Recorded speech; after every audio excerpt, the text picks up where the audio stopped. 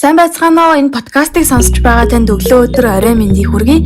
Америкийн нэгдсэн улсын олон улсын хөгжлийн агентлагийн дэмжлэгтэйгээр бүгд найрамдагчдын олон улсын хүрээлэн Азийн сангийн хамтран хэрэгжүүлж буй залуучууд эмэгтэйчүүдийн сонгуул улс төрийн оролцоог нэгтгэжүүлэх нь хөтөлбөрийн хүрээнд зохиогдож байгаа. Үндсэн хуулийн нэмэлт өөрчлөлтийг хэн сайн таниулах вэ? Онлайн хакатон уралдааны оролцогч арга бэлэг баг байна. Энэхүү подкастаараа Монгол Улсын үндсэн хуульд 2019 онд орсон нэмэлт өөрчлөлтүүдийн нэг болох 25 дугаар зүйлийн 1-ийн 16 дахь заалтын тухай ярилцсан. За тухайн заалтаа уншаад өгөх юм бол ард нийтийн санал асуулга явуулах. Монгол улс өөрийн тусгаар тогтнол нутаг дэвсгэрийн бүрэн бүтэн байдлыг үгүйсэх аливаа оролдлогыг үйл зөвшөөрөх бөгөөд мөнхөө зорилгоор ард нийтийн санал асуулга явуулахыг хариулна. Сонгуулийн эрх бүхий иргэдийн олонх нь оролцсон ард нийтийн санал асуулгыг хүчинтэй тооцож олонхын санал авсан асуудлыг шийдвэрлэгдсэн гэж үзнэ гэсэн заалт байгаа.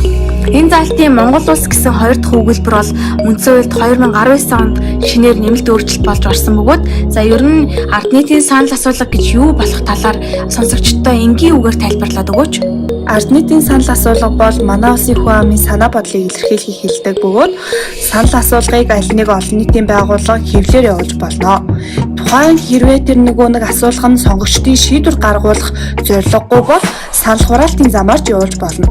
Ер нь ард нийтийн санал асуулга бол дэлхийн нийтэд түгээмэл ашиглагддаг иргэдийн шууд оролцооны гол хэлбэр боловч өнөөгийн бидэнд бол ард нийтийн санал асуулга гэх ойлголт төдийлөн танил биш. Учир нь бид бол анх түүхэндээ 1945 оны 10 сарын 20-нд Монгол улсын тусгаар тогтнолоо баталгаажуулсан гэх асуудал дээр тухайн дээр энэ санал асуулгыг баг зэрэг мэдтгээ.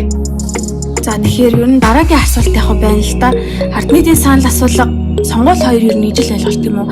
Ер нь яг хоёулын дээр нь адилхан санал өгөөд байдаг шүү дээ. Тэгэхээр энийг яг гол ойлголтуудыг онцлогоор тайлбарлаад өгөөч. За ер нь сонгуул ард нийтийн санал асуулга хоёр бол ялгаатай ойлголт. Гэхдээ иргэд сонгуул болон санал асуулгад оролцох замаар улс төрийн эрх мэдлийг хэрэгжүүлдэг.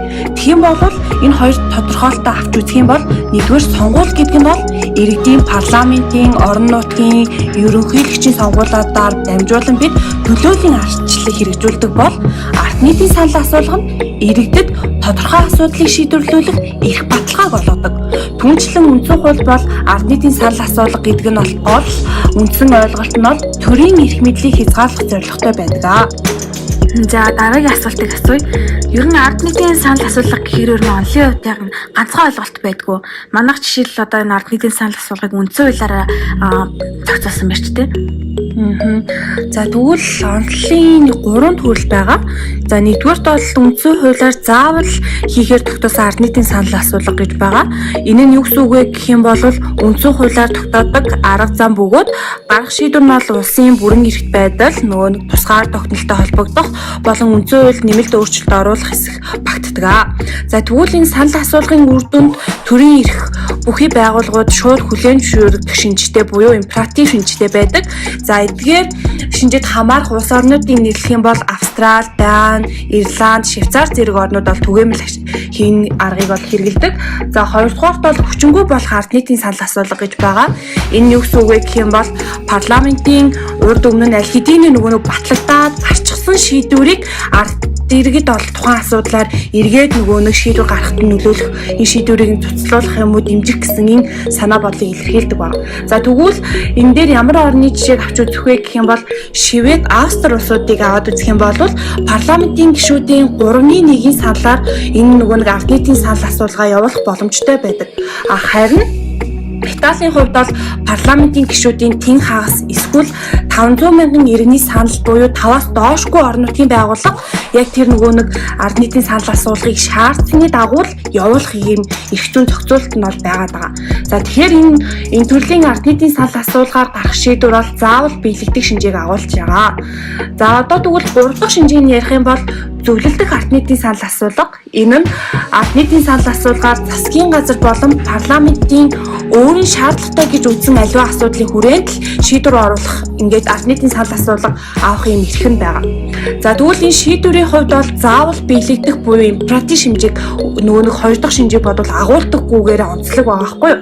За тэгвэл энэ шинжийг агуулсан ямар улсууд байна вэ? Яаж хэрхэн зохицуултын аргаас нь ярих юм бол Франц бол үндсэн хуулиараа харин Канада тусгай хуулиар зохицуулдаг бол Их Британи нь зөвхөн шийдвэр гаргах гэсэн юм хэлбэрээр л энэхүү зохицуултын аргыг бол ашигладаг байгаа. Их Британи Европын холбооноос гарах шийдвэрийг ард нийтийн санал асуулгаар шийдсэн нь яг энэ уг төрлийн зохицуултын нэг тод жишээ болж өгч байгаамаа. Уг шалтгаанууд засаглалыг хэрэгжүүлж буй этгээд нь улсын томоохон дотоод гадаад бодлого дээр иргэдийн саналыг үндэслэн бодлого хэрэгжүүлэх тийм тухай эдгээр ойлголтыг авч үзэж болно. За тэгвэл ард нийтийн санал асуулгын зохицуултын талаар хэдүүлээ авч үзье л да. Өмнөх зохицуулт болон нэмэлт өөрчлөлтөөр орсон энэ зохицуултын хоорондох ялгаа заагийг та нэг тайлбарлаж өгөөч. Ерөнхийдөө яг 2019 оны үндсэн хуулийн нэмэлт өөрчлөлтөөр бол яг энэ ард нийтийн санал асуулга ямар үед явж болох юм гэсэн хориглосон зохицуултыг оруулсан. За яг өмнөх зохицуултыг аваад үзэх юм бол 1992 оны үндсэн хуулийн 25.1.16 дээр бол зөвхөн яг энэ ард нийтийн санал асуулга явуулах, за сонгуулийн эрх бүхий иргэдийн олонх нь оролцсон тэр тухайн ард нийтийн санал асуулгыг хүчиндээ тооцно. За олонхын санал асуудлыг бол шийдвэрлэгдсэн гэж үзнэ гэсэн энэ нэг хоёр өгүүлбэр бол байсан байхгүй юу? За тэгэхээр нэмэлт өөрчлөлтөөр яг энэ хоёр өгүүлбэрийн өмнө Монгол улс өөрийн тусгаар тогтнол нутаг дэвсгэрийн бүрэн бүтэн байдлыг үүсгэх, альбаа оролдлогыг үл зөвшөөрөх бөгөөд ийм зорилгоор ард нийтийн санал асуулга явуулахыг хориглоно гэсэн юм яг хориглосон зохицуултыг нэмж өгсөн. Энэмгээр бол онцлог гэж хэлж болно. Яг энэ дээр өөрчлөлтөөр харуулсанчлан яг энэ заалтын бол хоёр төгөлбөрийг 19 онд шинээр нэмсэн. Ингэснээр бол яг энэ Монгол улсын тусгаар тогтнол за тэгээд цаашлаад нөгөө төрийн байгууламжийн манай улс бүр нэгдмэлчтэй тий. Тэгэхээр нэгдэл байдал за мөн Монгол улсын нутаг дэвсгэрийн бүрэн бүтэн байдал гэх мэтчлээ яг энэ асуудалд бол яг энэ ач холбогдолтой нэмэлт зохицуулт орсон гэж үзэж бас болж байгаа. За тэгэхээр ер нь яг энэ үндсөлийн нэмэлт өөрчлөлттэй холбоотойгоор яг энэ холбогдож гарч байгаа хэм хэмжээнүүдийг яг судлаад үзэх юм бол нэлээ их байсан. За яг тусгаалаа авч үзэх юм бол яг энэ Монгол Улсын их хурлын 2020 оны 1 сарын 9-ний өдрийн гарсан тогтоолын хавсралт байгаа юм. За ямар нэртэй тогтоолын хавсралтыг гэхлээр Монгол Улсын үндсэн хуульд оруулсан нэмэлт өөрчлөлтөд хууль тутамжийг нийцүүлэх, за мөн түүнтэй холбогдуулан авах арга хэмжээний тухай гэсэн юм 2 дугаар тогтоол байгаа байхгүй. Энэ тогтоолын хавсралтаар бол яг энэ Монгол Улсын үндсэн хуульд оруулсан нэмэлт өөрчлөлтөд хууль тутамжийг нийцүүлэх хуваарийг баталсан. Яг энэ хуваарийг баталсан хувьд болохоор энэ үндсэн хуулийн яг энэ өөрчлөлтөөр орсон 25.1.16 дахь заалтад холбогдуулаад тус хуваарийн 1.3-7 дахь хэсгийг бол Монгол улсын өөрийн тусгаар тогтнол нутаг дэвсгэрийн бүрэн бүтэн байдлыг үүсгэхтэй холбоотой зохицуулалт орж баталгаажсан гэж юм ач холбогдлыг бол энэ дээр тайлбарлаж болохоор байгаа. Гэхдээ яг энэ үндсэн хуульд нэмэлт өөрчлөлт зохицуулалт орсон ч гэсэндээ одоогоор яг энэ материаллык хууль буюу яг энэ манайх чи ер нь ард нийтийн санал асуулгын тухай хуультай энийг 16 онд баталж ирсэн. Яг энэ материаллык хуульд бол яг энэ одоогоор нэмэлт өөрчлөлттэй холбоотой орсон зохицуулалт бол байхгүй байхгүй юу? Яг тодруулаад үзэх юм бол яг энэ ард нийтийн санал асуулгын тухай тусгаалan зохицуулсан яг энэ зохицуулт энэ 5 6 дугаар зүйлд нь заасан байдаг. Жишээлх юм бол яг энэ ард нийтийн санал асуулга явуулахыг хэн санаачлах хэрэгтэй юм бэ гэхлээр Монгол улсын ерөнхийлөгч, за засгийн газар, улсын хурлын нийт гишүүний 3.1-ээс доошгүй нь санаачлах хэрэгтэй. Энэ санаачлага явуулангууд яг энэ улсын хурлын нийт гишүүний 3.2-оос доошгүйгийн саналаар яг тэр тус санал асуулга явуулах эсхийг нь шийдвэрлэхээр хуульчилсан байгаа даа. Мөн түүнчлэн яг энэ уг хуулийн 4-р зүйл зааснаар бол яг ямар асуудлаар ард нийтийн санал асуулга явуулж болохоор байгаа юм бэ гэдгийг бас нь хуульчилсан. Энэ хоёрыг яг аваад үзэх юм бол эхлээд бол за яг энэ төрийн дотоод гадаад бодлогыг тодорхойлохтой холбогдсон тодорхой асуудлаар сонголт хийх шаардлага гарах юм бол санал асуулга явуулж болно. За нөгөөх нь болохоор хэрвээ Монгол улсын үндсэн хуульд нэмэлт өөрчлөлт оруулахар болох юм бол санал асуулга явуулж болно. Тэгэхээр энэ хоёр тохиолдолд яг зөвхөн ард нийтийн санал асуулгыг явуулж болохоор энэ тухай хуульд суульчилсан байгаа. За мөн нэмэлтээр гэх юм бол яг энэ ард нийтийн санал асуулгыг яг хэдэн удаа явуулах талаар энэ хууль бас зааж өгсөн. нэг удаад бол 3-аас дээшгүй асуудлаар санал асуулга явуулж болно. Гэхдээ тэр нөгөө санал асуулга явуулж байгаа асуултын тоо агуулгыг бол улсын их хурл өөрөө хэлцэж шийдвэрлэх ёстой. За энийг бол яг нөгөө ард нийтийн санал асуулгын тухай холбоо нөгөө 2016 оны хуулийнх нь 4-р зүйлийн 4-ийн 3 дахь хэсэгт хуульчлан тогтоосон байж байгаа. Энэ яг ямар ач холбогдолтой юм бэ гэхээр нөгөө үндсэн хуулийн 25.11.16 буюу нөгөө нэмэлт өөрчлөлт орсон яг энэ хэсгийг хуульчлан тогтоосон улсын их хурлын ард нийтийн санал асуулга явуулахтай холбогдсон онцгой бүрийн эрхийг наривчлаад яг энэ тусгаалan хуульчлалын дээрээ зохицуулсан байгаа байхгүй юу? Харин ер нь бол яг ингээд зохицуултын талаар яг бүгнээд аваад үзэх юм бол 19 оны үндсэн хуулийн нэмэлт өөрчлөлтөөр яг энэ орж байгаа. Яг энэ түрүүний хэлсэн шүү дээ. Монгол Улсын өөрийн тусгаар тогтнол, нутаг дэвсгэрийн бүрэн бүтэн байдлыг үүсгэхтэй холбоотой аливаа оролдлогыг ерөөсөө зөвшөөрөхгүй. Ийм зорилгоор хэрвээ ард нийтийн санал асуулга явуулах юм бол түүнийг нь хориглоно гэсэн зохицуулт бол яг шинэ ач холбогдолтой зохицуулт мөн. Гэхдээ материалын хуульд бол одоогоор ямар нэгэн нэмэлт өөрчлөлт аль эсвэл шинжилтийн хариулга болж энэ хуульчлагдаагүй байгаа гэдэг нь дүгнэлтийг хийж болохоор байгаа. За тэгвэл өмнөх үеийн түүхээс жоохон асууя л да. Тэгвэл ард нийтийн санал асуулга явуулж ирсэн манай орнд ямар түүх юу байна? Та тэр талаар яриач. Ер нь яг Монгол улс бол ард нийтийн санал асуулгыг өмнө явуулж исэн. Подкастын эхний хэсэгт бас дурдсан байгаа. Ер нь 1920 он буюу ардын хувьсгал гараад яг Монгол улс өөрийнхөө тусгаар тогтнолыг бусад улс орнуудаар замун хоёр өшөөрөө бүлээн зөвшөөрөх ийм улс төрийн гадаад бодлогыг бол яг эхэлж явуулж эхэлж исэн. 1940-од оноос бол хойш эрчимтэй явуулж эхэлсэн байж байгаа. Ер нь Монголын тусгаар тогтнол бол геополитикийн үүднээсээ ганц манай улсын асуудал байгаагүй.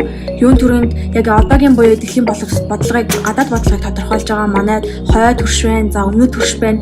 Энэ хоёр хөршийн маань ашиг сонирхлын хүрээнд ямар ч гарцгүйгээр манай Монголын тусгаар тогтнолын асуудал бол бас ач холбогдолтой асуудал хэвээрээ байсан. Тухайн үед яг нөө зөвлөлт буюу нөө хаант зөвлөлт толгойд улс за мөн хятадын хооронд хилцээний дүнд найрамдал ба мөн холбооны тухай гэрээ байгуулагдсан байсан. Яг энэ үед бол гэрээний хоёр тал Монгол улсын тусгаар тогтнолын талаар харилцан нот бичиг солилцож байсан. Яг энэ дундад дөрвөн улсын тэр нөө явуулсан нот бичигт бол тусгаар тогтнолын төлөө гадаад Монголын ард түмэн нэг биш удаа тэмцэжсэн. За ийм учраас Японыг ясны дараа хэрвээ Монголын ард түмэн бүх нийтийн санал хураалтаараа энэ хүслээ баталж чадах юм бол Хятадын засгийн газар гадаад Монголын тусгаар тогтнолыг хүлээн зөвшөөрөө гэсэн нот бичгийн агуулга бол яг тийм байсан. Хэсэгэн яг энэ нот бичиг явуулсны дараа бол яг хэсэгэн хугацаа өнгөрсөний дараа бол Япон бууж өгсөн энэтэй зэрэгцээ дэлхийн 2 дугаар дайнд дууссан. За тэгэхээр яг нөгөө зөвлөлт холбоотой улс за дундад эргүү улсын харилцан солилцсон тэр нот бичгийн агуулга за мөн нөгөө Хятадын талаас манай Монгол улсд ирүүлсэн нот бичгийн үндсэн дээр бол бүгд найрамд Монгол ард улсын баг хурлын хэрэглэгчид тогтоол гаргасан 1945 оны 9 сарын 21-нд. За мөн нөгөө цаашлаад бол бүгд найрамд Монгол ард улсын тусгаар тогтнолын талаарх ард нийтийн санал хураалтыг яг тогтоолоор 1945 оны 10 сарын 20-ны өдөр байя гэж тогтоод баг хурлын тэргүүлэгчдийн 10 сарын 5-ны өдрийн 85 дугаар тогтоолт санал гарах хуудсан дээр өөрийнхөө овог нэрийн дор зөвшөөрж байгаа мó аль эсвэл татгалзаж байгаа мó хоёрын аль нэгийг нь бичээрэй. За мөн харин тэрнийхээ дор гар үсгээ зур. Хэрэг бичиг мэдэхгүй бол баруун гарынхаа эрхийн хураг дарга гэж юм процедурын шинжтэй наривчлсан заалт хүртэл тогтоолтод оруулсан байж байгаа. Улс даяар бол яг энэ ард нийтийн санал асуулгын хүрээнд бол 4300 комисс ажилласан гэж бол архивын топ бичиг дурддагдсан байдаг. Яг энийг бол яг улс даяар дундчлаад үзэх юм бол бараг 100 сонгогч тутмын нэг нь сонгуулийн хэсэг тийм ноогдож ажиллаж исэн байна. Санал хураалтын бэлтгэл ажлын үеэр бол ард нийтийн дунд олон удаагийн хурал цуглааны зохион байгуулсан, ухуулга явагдаж исэн, сурталчилгааны ажил өргөмжүүлсэн. Ингээд бол яг үр дүнд нь 1945 оны 10 сарын 20-ны ажлын бус өдөр бол санал хураалт маань явагдсан. За тэгээд санал хураалт бол яг энэ тухайн өдрийн өглөөний 6 цагаас оройн 23 цагийн хооронд орон даяар нэгэн зэрэг явагдаж за яс, үндэс, хүйс, шашин шүтлэг, боловсролын байдлыг бол үл харгалзаад бүгд найрамд Монгол улсын харьяат 18-аас дээш насны буюу сонгуулийн насны иргэдийн бүх хэрэгэд оролцож тухайн өдрөө 23 цаг өнгөрмөс бүрэн дуусаад санал хураах төв комисс 1945 оны 10 сарын 30-нд нь протокол үлдээд тогтоол гаргасан байж байгаа юм. Ингээд эх орныхоо тусгаар тогтнолын төлөөх бүх нийтийн саналын хураалтад бол сонгуулийн насны оролцох ёстой оролцол зохих нийт 494,960 хүн байсан. Энээс бол 487,409 хүн хамрагдсан. Яг энэ хамгаалалт эрхлэлтийг яг ингээ хуваар тооцоод үзэх юм бол 98.5 буюу нэлээд өндөр үзүүлэлттэй бол гарсан байж байгаа. Санал өгсөн бүх хүн бол яг тэр манай Монгол улсын тусгаар тогтнолын төлөө заа гэж нэгтгэдэг заа гэсэн дуугаар санал нэгтэйг бол саналаа өгсөн. Оролцсон бүх хүн яг тусгаар тогтнолоо батлан зөвшөөрөв гэж саналаа өгөөд татгалзсан хариу бол одоогийн бидний энэ өнцгөөс бол ганц ч гараагүй байж байгаа.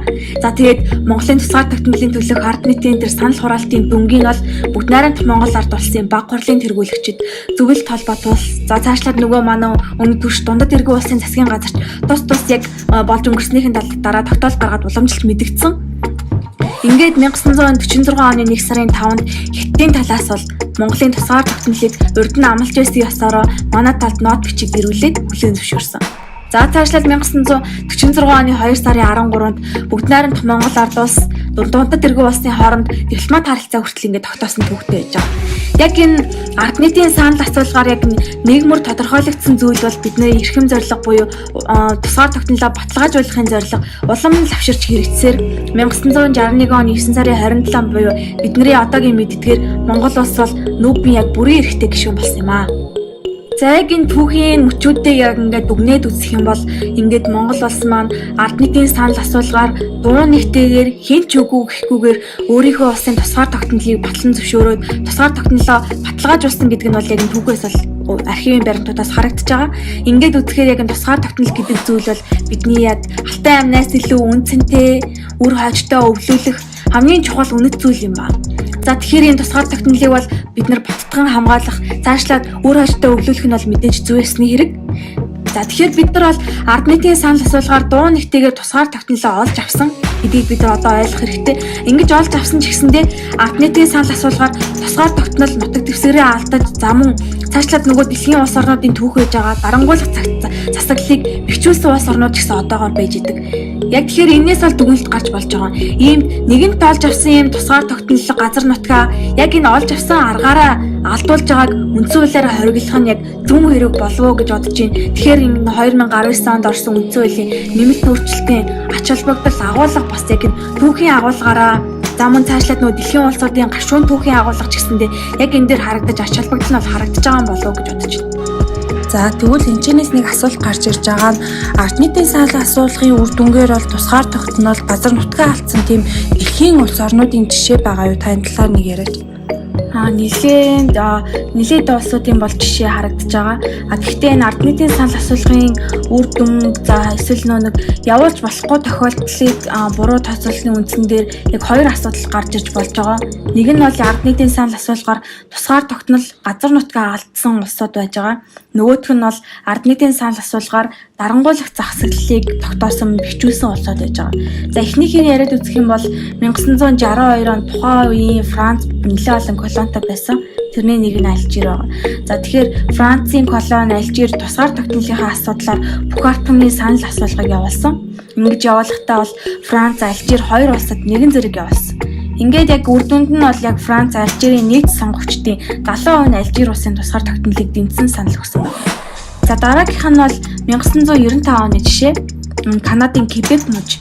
Гэхдээ одоо ч гэсэндээ Канадын Кебек мужи Канадын эзэмшил хэвээрээ байгаа даа. Тусгаар тогтнох юм уу үгүй юу гэдэг асуудлаар Кебек мужи бол яг нь уг мужийн хүн амын дунд санал асуулга явуулсан.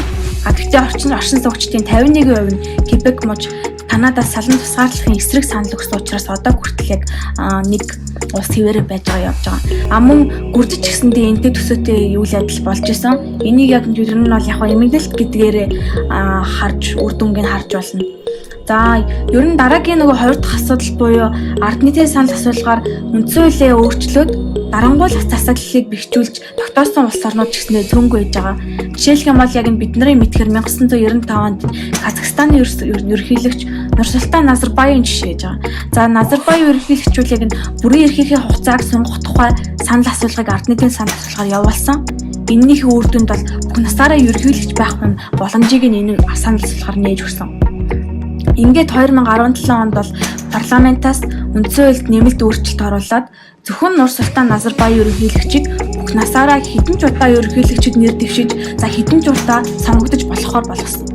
Түүнээс бусад хүн бол яг үндсэн хуулийн дагуу зөвхөн 2 удаа ерөнхийлөгчд сонгогдох хэрэгтэй. Ийм байхаар нэмэлт өөрчлөлтийг үндсэн хуульд оруулсан байж байгаа. За дараагийнх нь бол 1996 оны Белорусын жишээ байж байгаа. Белорусын ерөнхийлөгч Александр Лукашенко бол бүх нийтийн санал асуулгыг явуулаад үндсэн хуульдаа өөрийнх нь оруулсан нэмэлт өөрчлөлтүүдийг хууль ёсны болгож өөрийнхөө эрх мэдлээ баталгааж барьсан.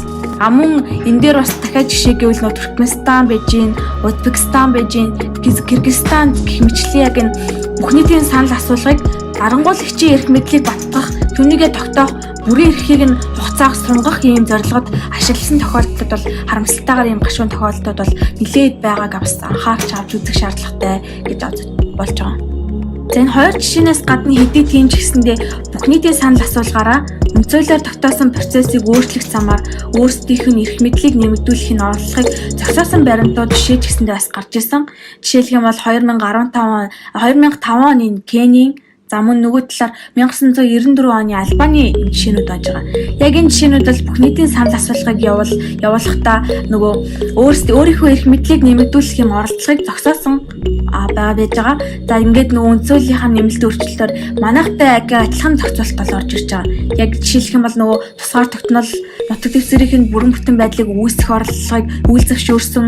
Яг ийм зорилгоор ард нийтийн санал асуулгыг явуулж байгаа тохиолдолд үнийг нь хоригдсан юм зохицуулалт үндсэн хуульдаа оруулснараа тэр тухайн албан тушаалтныг эрх мэдлийг нэмэгдүүлэх зорилгоор ард нийтийн санал асуулгад явуулж байгаа ийм процедурын үйл ажиллагааг хориглосныг нь бол яг эндээс харж болж байгаа юм.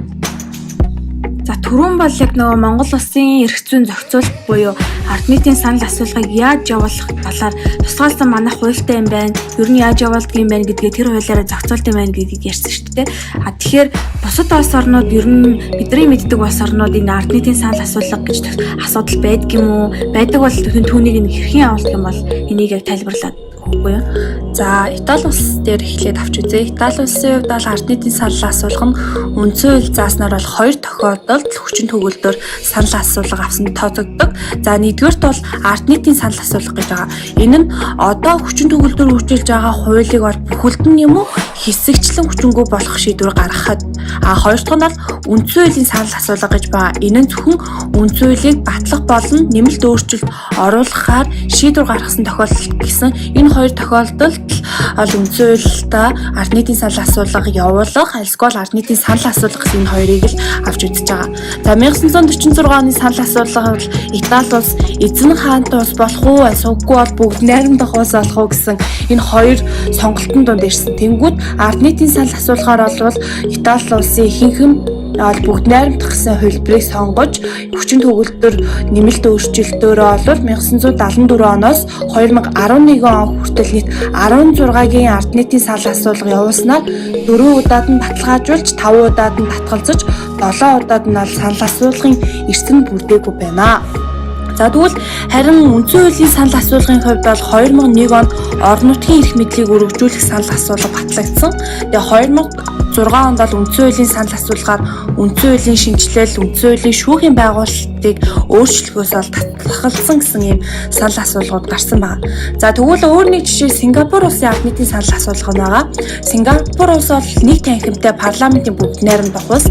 1962 оны 9 сарын 1-нд бол Малайз улстай нэгдэх гэсэн энэ санал асуулгыг ард түмнээсээ асуусан. Тэгвэл ард түмэн нь бол энэ асуулга дээр бол дуу нэгтэйгээр бол Малайзтай нэгдэхээр батлагдсан байна. Гэхдээ энэ асуудал бол 2 жилийн дараа энэ нэгдэл маань бол задарсан байгаамаа. За Австрали улсын жишээгээрээ Австрали улс бол 1999 оны 8 дугаар сарны 12-ны өдөр бол анх ард нийтийн санал асуулга явуулах энэ санаачлагыг хамтын нөхөрлөлийн орны ерөнхий прокурор, парламентын гишүүний бол Дари Уильямс болон төрийн ерөнхий сайд сенатор Крис Эллисон нар гаргаж ерөнхий захирагч бол 1999 оны 10 сарын 1-ний өдөр бол ард нийтийн санал асуулга явуулахаар бол үүрэг болгосон. Тэгээд парламент нь бол тухайн асуултанд бол өөр өөрийн саналын удастай байхаар батлаж тусгай хууль гаргасан байна. За тэр санал асуулга нь Австралийн сонгуулийн хорооны захин хуудсанд тавигдаж бүртгүүлэх, санал авах болон хаах хугацааг бол тодорхой наривчлан заасан байдаг. Тэгээ асуулга нь бол хоёр л асуулттай байна. Үндсэн хуулийн оршил хэсгийг өөрчилөх үү, үндсэн хууль нэмэлт өөрчлөлт оруулах уу гэсэн хоёр асуулт нь тийм үгүй гэсэн хувилбартаагаар хариулах байсан. Гэхдээ бол санал асуулгын үр дүнд хоёр асуулт хоёулаа батлагдаагүй байх нэ. За одоо төгсгөлд нь бол Герман улсын жишээг авч үзье. Герман улс бол бусад улс орнуудтай харьцуулах юм бол илүү наривчлсан зохицуултыг бол авч үзсэн байгаа. Тусгай хуулиар энэ зохицуултыг бол авч үзээгүй, харин бүр үндсэн хуулиндаа ингээд зүйл залтаар оруулж өгсөн байгаа. За энэ талаар дэлгэрэнгүй авч үзэх юм бол үндсэн хуулийн 29-р зүйлийн 3 дахь хэсгийг нь бол харах юм бол нутаг дэвсгэрт нь эсвэл нутаг дэвсгэрийн хэсгээс шин эсвэл хил заалгах шин мууж улс байгуулагдах, мууж улсад ард нийтийн санал асуулгыг явуулна гэж заасан байна. За үүнээс харах юм бол холбооны улс болохын хувьд бол Герман газар нутгийн өөрчлөлтийн хувьд ард нийтийн санал асуулга явуулах шаардлага гаргаж байгаа нь илтгэж байгаа. Тэгээд үүнд тухайн нутаг дэвсгэрт орсон суугчдын олонх нь зөвшөөрсөн тохиолдолд бол дэмжигдсэн тооцогдно. Харин бол Монгол улсын үндсэн хуулийн агуулгатай бол ижил төсөөтэй байгаа энэ хуулийн зүйл заалт нь. За тэгвэл 29-р зүйлийн 4 дахь хэсэгт нь бол сонгуулийн насанд хүрсэн иргэдийн 11-г нь бол гомдол гаргасан тохиолдолд 2 жилийн дотор бол холбооны улсын хуулиар тухайн тэр нөгөө нэг мууж улсын хариаллыг өөрчлөх эсвэл холбогдох мууж улсуудад бол ард нийтийн санал асуулга явуулах хэсгийг нь шийдвэрлэдэг байгаамаа. За илүү ингээд тодорхой тусгасан зүйл залт нь юу вэ гэх юм бол үндсэн хуулийнханд 29-р зүйлийн 5 дахь хэсэг байгаа. Энд нь бол ард нийтийн санал асуулга нь тухайн хуулиар санал болгож буй мууж улсын хариаллын өөрчлөлтөнд дэмжигдэх хэсгийг бол дотоох зорилготой хийгдсэн байгаа гэж ийм тусгайлсан заалтыг орж ирж байгаа. Энэ нь бол Монгол улсын үндсэн хуулийн 25 дугаар зүйлийн 1-16 дахь хэсэгтэй ингээд харьцуулаад хараад үзэх юм бол нутаг дэвсгэрийн бүрэн бүтэн байдлыг хангах гэсэн зорилготой бол ижил бөгөөд олон гэсэн тодорхойлтыг бол үндсэн хуульдаа илүү дэлгэрэнгүйлэн ингээд авч үзсэн байгаа нь бол энэ 29-р зүйлийн 6 дахь хэсэгтээ бол Германы улс бол ингээд тусгасан байгаа. Үүнд бол сонгуулийн насанд хүрсэн иргэдийн 4-1-ээс доошгүй нь оролцож өгсөн санал бол олох гэж ойлгогддог байгаа. За тэгээд тухайн нэг асуудлаар бол явуулсан ард нийтийн санал гомдлыг бол 5 жилийн хугацаанд давтан гаргах хэрэггүй гэсэн ийм тогтоололтоор бол тогтоосон байгаамаа. За тэгвэл нэг өөр бас нэг хэд хэдэн улсын жишээг авмаар санагдлаа л та. Парламентод бол үндсэн хуульд нэмэлт өөрчлөлт оруулсныхаа дараа бол уг шийдвэрэл ард нийтийн санал асуулга явуулж түүнийг бол харгалзаж үздэг юм улс орнуудын туршлага байгаа. Үүнд бол ямар улсууд багтаад байна гэх юм бол Дани, Египт, Швейцар зэрэг улсууд байгаа. Хуулиа бол ард иргэдэн өргөн барьснаар бол тухайн санал асуулга нь хүчин төгөлдөр хэрэгждэг ийм бас жишээ байгаа. Үүнд бол Швейцар бол 50,000 иргэн, Испанд бол 500,000 иргэн, Бразилд нийт сонгогчдын 1%, Колумбд бол 5% гарын үсгээр бол тухайн тэр санал асуулгыг бол цуглуулсан гэж тооцоод хэрэгждэг байх нэ. За дараагийнх нь бол ардын хууль тогтоох санаачлагыг бол ховор хэрэглэгддэг өрөг гөөж бол багтай гэж үздэг.